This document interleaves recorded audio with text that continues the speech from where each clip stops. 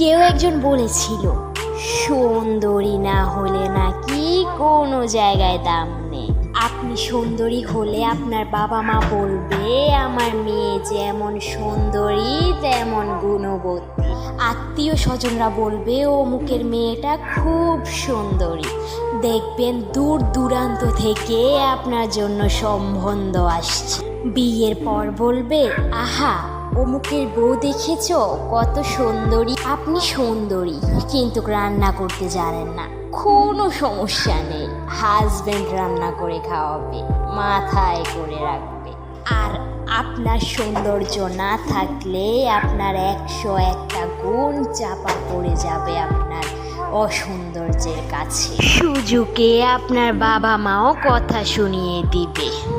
দুশ্চিন্তায় থাকবে আপনার জন্য কোনো রকম একটা ছেলে পেলেই বিয়ে দিয়ে দায় সারা হবে। বিয়ের জন্য ছেলের বয়স বেশি, কোনো সমস্যা নেই, আপনার জন্য একটা ছেলে পাওয়া গেছে, এই তো অনেক।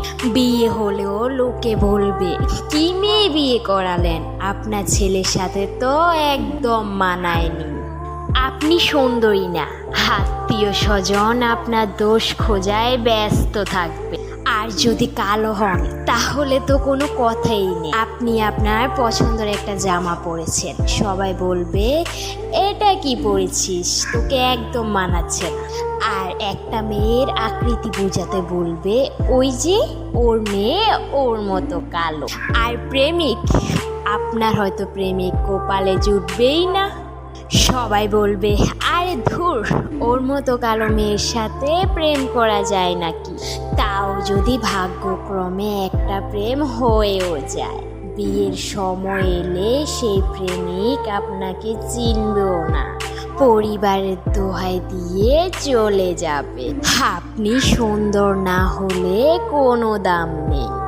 অসুন্দর হয়ে জন্মানো পাপ, ভয়ঙ্কর রকমের পাপ।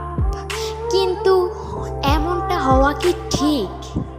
আমার মতে কখনোই ঠিক না। স্রষ্টার প্রতিটা সৃষ্টি সুন্দর, এক একটা জীব এক একটা মানুষ এক এক ভাবে সুন্দর। আসলে আমাদের চিন্তা ভাবনায় মন মানসিকতায় পরিবর্তন আনা দরকার, তাহলেই সমাজের প্রতিটা মানুষ সম্মানের সাথে বাঁচবে।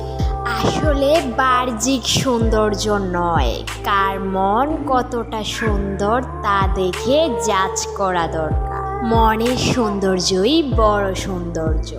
একটা সময় রূপবতী মেয়েটা বা ছেলেটা বয়সের ভাঁজে পড়ে তার রূপ হারাবে, কিন্তু মন মানসিকতা কখনো নিচে নামে না, কখনো পরিবর্তন হয় না।